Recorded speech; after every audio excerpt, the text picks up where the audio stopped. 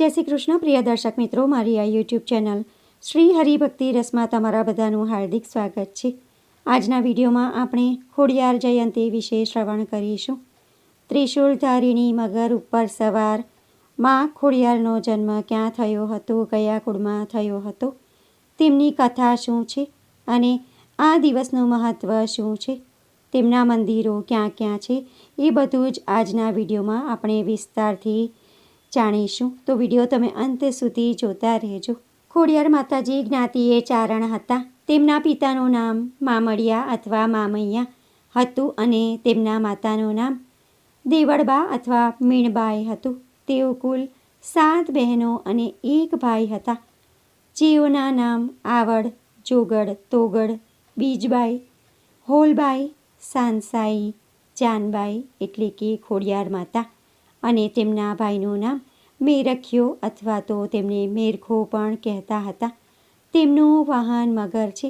તેમનો જન્મ આશરે 7મી સદીમાં મહાસુદ આઠમના દિવસે થયો હતો, જેથી તે દિવસે ખોડિયાર જયંતી ઉજવવામાં આવે છે। બોટાદ જિલ્લામાં બોટાદ તાલુકાના રોહિશાળા ગામમાં મામડિયા નામે એક ચારણ રહેતા હતા। તેઓ વ્યવસાયે માલધારી હતા અને ભગવાન શિવના પરમ ઉપાસક હતા। તેમના પત્ની દેવળબા પણ ખૂબ જ માયાળુ, દયાળુ અને ઈશ્વરની ભક્તિમાં લીન રહેવાવાળા હતા। તેઓ માલધારી હોવાથી ઘરે દુજાણાને લીધે લક્ષ્મીનો પાર નહોતો, પણ ખોળાનો ખૂંદનાર ન હતો તેનું દુઃખ દેવળબાને ચાલ્યા કરતું હતું।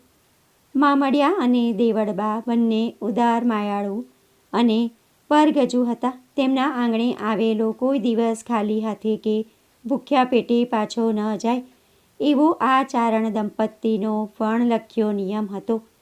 તે સમયે ભાવનગર જિલ્લાના વલ્લભીપુરમાં શિલાદિત્ય નામનો રાજા રાજ કરતો હતો, જેને મામડિયા ચારણ સાથે ગાઢ મિત્રચારી હતી।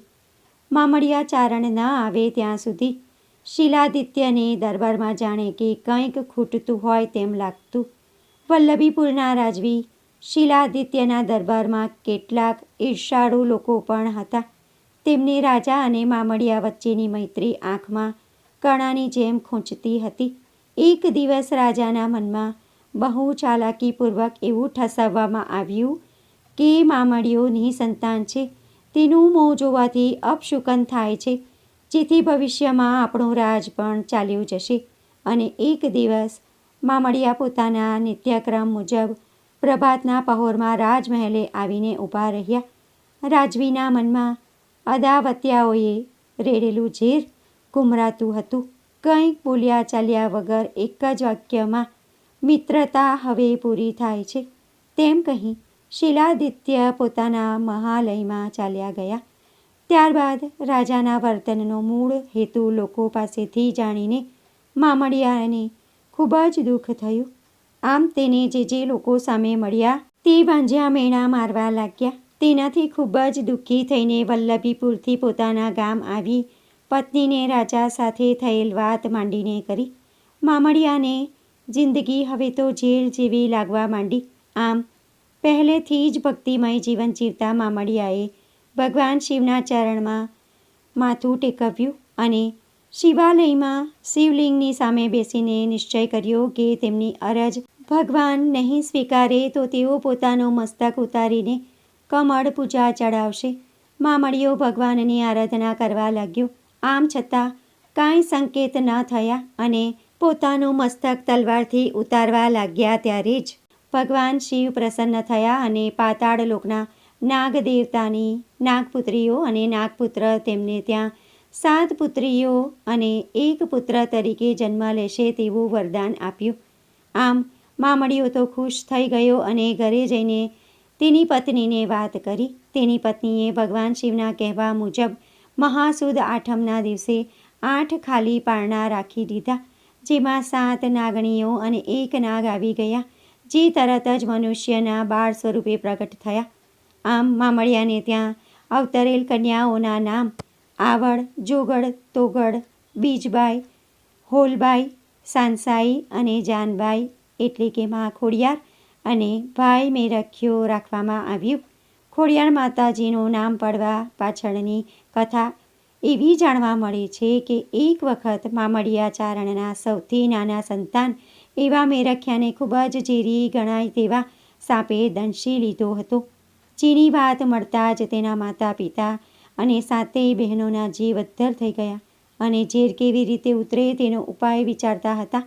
તેવામાં કોઈએ એવો ઉપાય બતાવ્યો કે પાતાળ લોકમાં નાગરાજા પાસેથી અમૃતનો કુંભ સૂર્ય ઉગે તે પહેલાં લાવવામાં આવે તો મેરખ્યાનો જીવ બચે તેમ છે.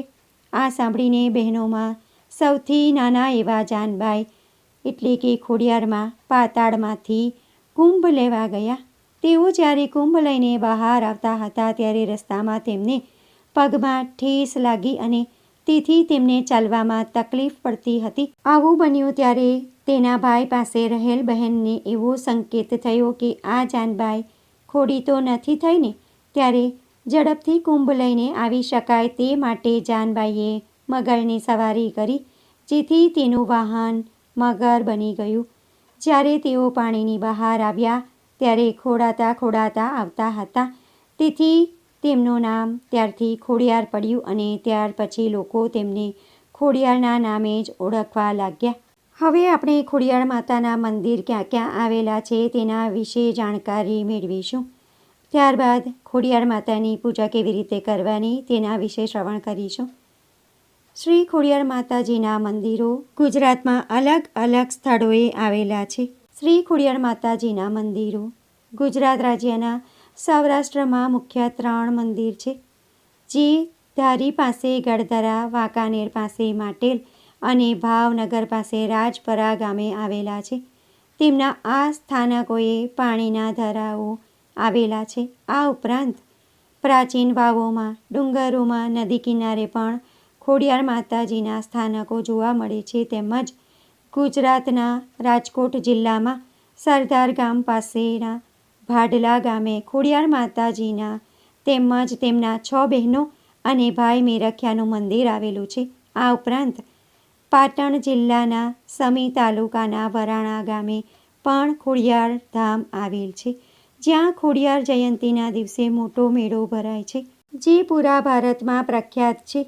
ખોડિયારમાંનું એક ઐતિહાસિક મંદિર ભાવનગર જિલ્લાના તળાજા તાલુકાના ભારોલી ગામે આવેલું છે, જ્યાં ખોડિયારમાં તેમજ ચામુંડા માતા તથા અન્ય માના સ્થાનક આવેલા છે. આ ઉપરાંત લેઉવા પટેલ સમાજે શ્રી ખોડિયાર માતાજીના મંદિરનું નિર્માણ કાગવડ ખાતે 21 જાન્યુઆરી 2017ના રોજ કર્યું હતું.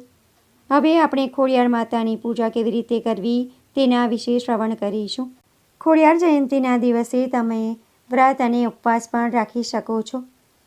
સૌપ્રથમ તમારે બ્રહ્મ મુહૂર્તમાં ઉઠી સ્નાનાદિ કાર્ય પતાવી સ્વચ્છ કપડાં પહેરવા, ત્યારબાદ સૂર્યદેવને અર્ઘ્ય આપવું. ત્યાર પછી તમારા આખા ઘરને તથા પૂજા ઘરને સાફ સફાઈ કરી આખા ઘરમાં ગંગાજળથી છંટકાવ કરવો અને આંગણામાં રંગોળી પૂરવી. જો તમારા ઘરના નજીકમાં ખોડિયાર માતાનું મંદિર હોય તો તમે ત્યાં જઈને ખોડિયાર માતાની પૂજા કરી શકો છો. પરંતુ જો તમારા ઘરના નજીકમાં મંદિર ના હોય તો ઘરે તમારા મંદિરમાં ફોટો કે મૂર્તિ હોય તો તમે તેમની પણ પૂજા કરી શકો છો. માતાજીને સૌપ્રથમ એક બાજોટ પર લાલ કપડું પાથરીને તેના પર માતાજીની મૂર્તિની સ્થાપના કરવાની. ત્યારબાદ તેમને ગંગાજળ અને પંચામૃતથી સ્નાન કરાવવું. ત્યારબાદ શુદ્ધ જળથી સ્નાન કરાવવું. ત્યારબાદ તેમને કંકુ, ચોખા, ફૂલ, અબીલ, ગુલાલ, સિંદૂર અર્પણ કરવું અને ધૂપ કરી દીવો પ્રગટાવી માં ખોડિયારની આરતી કરવી અને ભોગમાં તમારે નાળિયેરનો ખાસ પ્રસાદ ધરાવવો. ફળ ફળાદી મીઠાઈનો પણ તમે પ્રસાદ ધરાવી શકો છો. માતાજીને ગુલાબનું ફૂલ અર્પણ કરવું.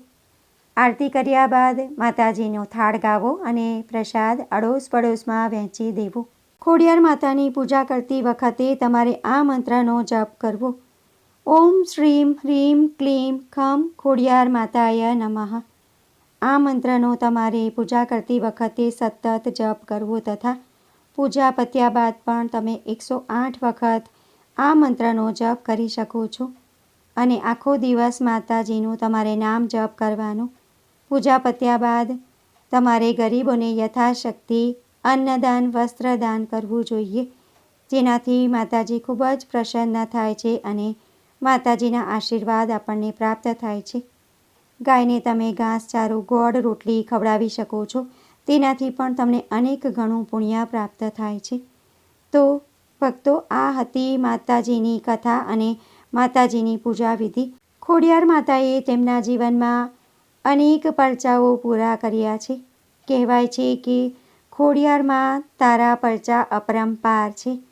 તો ભક્તો, આજનો વિડીયો તમને પસંદ પડ્યો હોય તો વિડીયોને લાઇક કરી બીજા બધા લોકો સુધી વિડીયોનો પ્રચાર કરજો, જેથી બીજા લોકો પણ જાણકારી મેળવી શકે અને કથા શ્રવણ કરી શકે. કોમેન્ટમાં જય ખોડિયારમાં જરૂરથી લખજો. ફરી મળીશું એક નવા વિડીયો સાથે.